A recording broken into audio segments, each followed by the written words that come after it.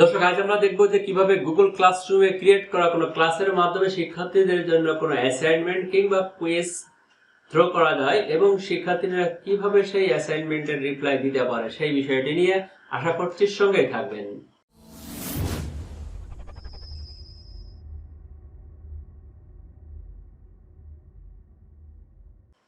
ধন্যবাদ সঙ্গে থাকার জন্য। আগামীতে সাথে থাকতে চ্যানেলটিকে সাবস্ক্রাইব করে রাখুন এবং পাশে থাকা বেল আইকনটিতে একটি ক্লিক দিন। আর যদি ইতিমধ্যে এই কাজটি করে থাকেন তাহলে অসংখ্য ধন্যবাদ। দর্শক, গত পর্বে আমি দেখিয়েছিলাম যে কিভাবে গুগল ক্লাসরুমে কোনো ক্লাস ক্রিয়েট করা যায় এবং স্টুডেন্টদেরকে কিভাবে সেই ক্লাসে জয়েন করানো যায়। আজকে আমরা দেখাবো কিভাবে সেই ক্লাসের মধ্যে থেকে স্টুডেন্টদের জন্য কোনো অ্যাসাইনমেন্ট কিংবা কোনো কুইজ কিংবা এক্সাম থ্রো করা যায় এবং স্টুডেন্টরা কিভাবে তাদের অ্যাকাউন্ট থেকে সেই অ্যাসাইনমেন্টের জবাব কিংবা কুইজে অংশগ্রহণ করতে পারে। তো কাজটি করার জন্য আমরা ব্রাউজার হিসেবে ব্যবহার করছি হচ্ছে গুগল ক্রোম।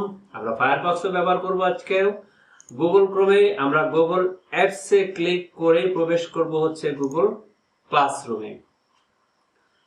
প্রথমে আমি দেখাচ্ছি একজন টিচার কিভাবে তার অ্যাকাউন্টে প্রবেশ করবে। তো টিচার হিসেবে যখন সে গুগল ক্লাসরুমে প্রবেশ করবে তখন সেই ক্লাসরুমের মধ্যে যদি কোনো ক্লাস ক্রিয়েট করা থাকে তাহলে সেটি এখানে দেখা যাবে এবং এই ক্লাসের এগেইনস্টে যদি কোনো অ্যাসাইনমেন্ট থ্রো করতে চায় তাহলে কি করতে হবে, আমাদেরকে সেই ক্লাসটিতে ক্লিক করে ক্লাসটিতে প্রবেশ করতে হবে। প্রবেশ করার পর আমাদের আজকের কাজ হচ্ছে যে কিভাবে একটি ক্লাস ওয়ার্ক দেওয়া যায় স্টুডেন্টদেরকে, সেই জন্য আমরা ক্লিক করব হচ্ছে ক্লাস ওয়ার্কে। ক্লাস ওয়ার্কে ক্লিক করার পর আমরা এখানে পাবো হচ্ছে ক্রিয়েটের মধ্যে ক্লিক করলে আমরা বেশ কিছু অপশনস পাবো, assignment, quiz assignment, questions, material আর হচ্ছে রিউজ পোস্ট। অর্থাৎ ইতিপূর্বে কোনো অ্যাসাইনমেন্ট যদি দেওয়া থাকে সেটিকে যদি পুনরায় আবার দিতে চাই তাহলে আমরা প্রবেশ করব হচ্ছে রিউজ পোস্ট। অ্যাসাইনমেন্ট হিসেবে কোনো কিছু যদি দিতে চাই, কুইজ অ্যাসাইনমেন্ট কিংবা কোনো কোশ্চেন যদি স্টুডেন্টদের কাছে রাখতে চাই কিংবা স্টুডেন্টদেরকে কোনো কোশ্চেন নয়, আমরা কিছু ম্যাটেরিয়াল যদি এডুকেশনাল কোনো ম্যাটেরিয়াল যদি সাপ্লাই করতে চাই শুধুমাত্র তাদের জন্য, সো সেক্ষেত্রে আমরা ম্যাটেরিয়াল হিট দেব। যদি আমরা অ্যাসাইনমেন্ট দিতে চাই স্টুডেন্টদেরকে তাহলে ক্লিক করব হচ্ছে অ্যাসাইনমেন্ট। অ্যাসাইনমেন্ট ক্লিক করার পর আমরা অ্যাসাইনমেন্টের একটা টাইটেল দিতে পারি। অ্যাসাইনমেন্টের টাইটেল হিসেবে আমরা লিখলাম হচ্ছে গ্লোবাল ভিলেজ। যদি আমরা এ সম্পর্কে কিছু ইনস্ট্রাকশন তাদেরকে দিয়ে দিতে চাই তাহলে আমরা সেটা দিতে পারি। আমরা ইনস্ট্রাকশন ইংরেজিতেও দিতে পারি, চাইলেও আমরা ইনস্ট্রাকশনটি বাংলাতেও দিতে পারি।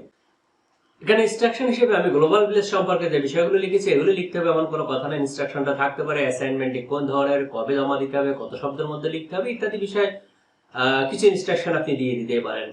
যদি আপনি এই অ্যাসাইনমেন্টের সাথে কোনো কিছু অ্যাটাচ করে দিতে চান, অ্যাড করে দিতে চান, তাহলে অ্যাড বাটনে ক্লিক করবেন। সো যে জিনিসটি অ্যাটাচ করবেন সেটি যদি আপনার গুগল ড্রাইভে থাকে সেখান থেকেও দিতে পারবেন।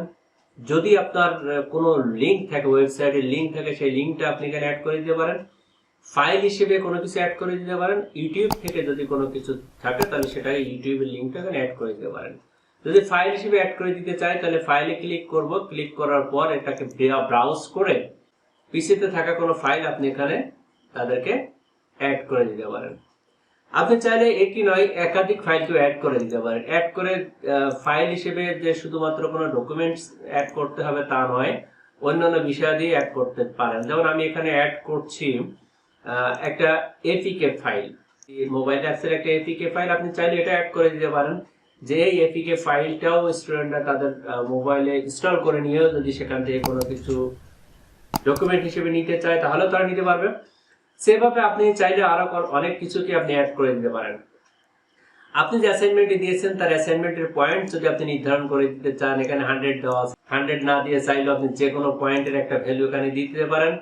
ডিউ ডেট, যদি আপনি একটা নির্দিষ্ট ডেট দিতে চান তাহলে আপনি দিতে পারেন। যদি মনে করেন নো ডিউ ডেট, কোনো ডেট দেবেন না তাহলে দিলেন না।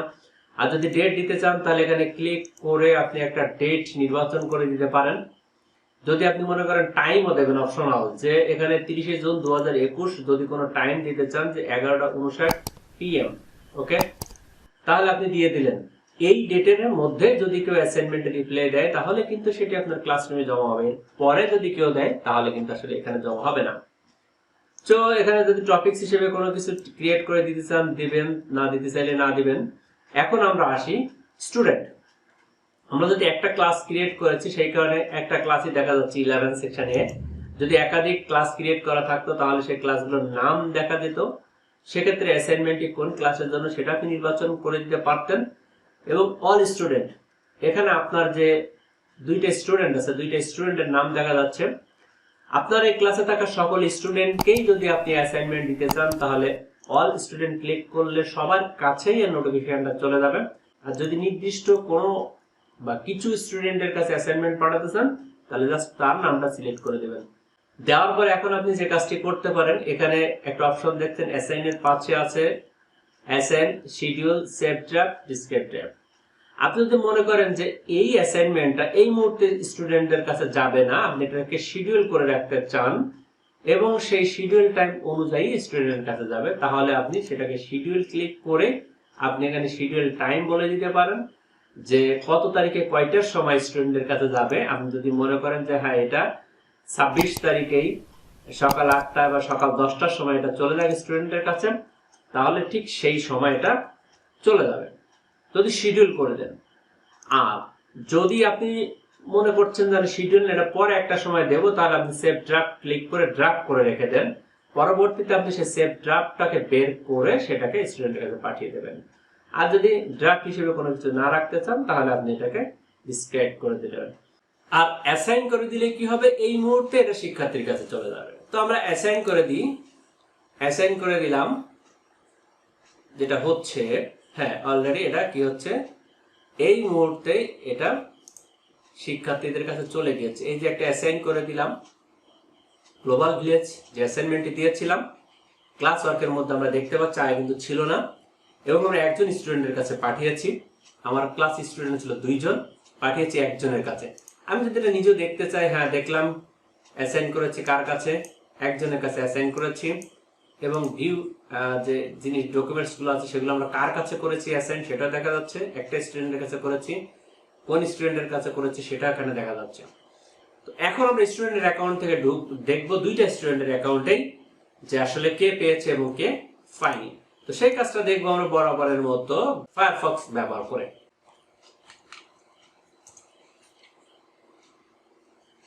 তো আমরা একটা অ্যাকাউন্টে ঢুকলাম, একটা অ্যাকাউন্টে ঢুকেছি, এই স্টুডেন্টের কাছে আমরা পাঠিয়েছিলাম। তো সেই কারণে আমরা এই স্টুডেন্টের অ্যাকাউন্টে ঢুকে দেখি যে তার কাছে এটা গিয়েছে কিনা। আমরা সেই স্টুডেন্টের ক্লাসরুমে গেলাম, যাওয়ার পর আমরা দেখতে পাচ্ছি যে স্টুডেন্টের ক্লাস রয়েছে, এবং এখানে আমরা ক্লিক করি স্টুডেন্টের ক্লাসে।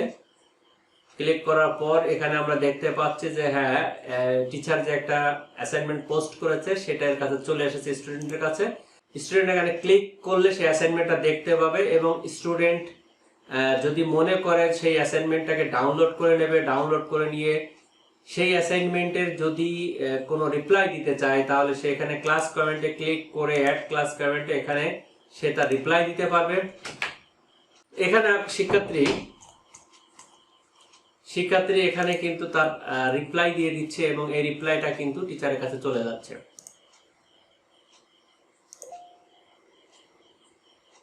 শিক্ষার্থীরা তার যে কাজটি থাকবে, এই কাজটি যদি তারা এখানে অনলাইনে লিখে দিতে পারে কমেন্টস হিসেবে, সেটা দিতে পারবে, কিংবা শিক্ষার্থীরা চাইলেই কিন্তু তার ওয়ার্কটি কাগজে লিখে সেই কাগজটির স্ক্যান কপি বা সেটার ইমেজ আকারেও কিন্তু আবার এখানে অ্যাড করে দিতে পারে। সেক্ষেত্রে স্টুডেন্টের যে ওয়ার্ক, সেই ওয়ার্কটাকে সে এখানে অ্যাড অর ক্রিয়েটে ক্লিক করে সে তার ফাইল হিসেবে থাকা কিংবা ডকুমেন্ট হিসেবে থাকা কোনো কিছুকেই সে আবার এখানে স্টুডেন্ট টিচারের কাছে পৌঁছে দিতে পারে।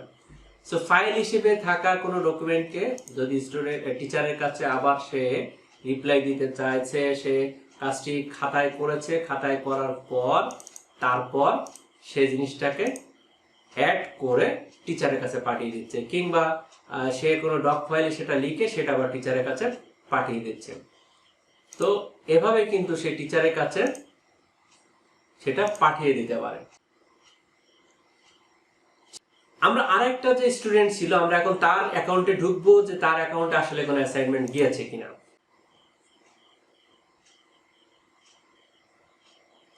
আমরা আরেকটা স্টুডেন্টের অ্যাকাউন্টে ঢুকলাম, ঢোকার পর আমরা এখন ক্লাসরুমে যাই। আমরা এখন ক্লাসরুমেও ঢুকলাম।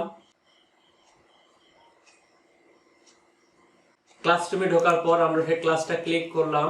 এই স্টুডেন্টদের কাছে কিন্তু আসলে কোনো আপডেট আসে নাই, কারণ এই স্টুডেন্টের কাছে কোনো অ্যাসাইনমেন্ট আমি পাঠাইনি।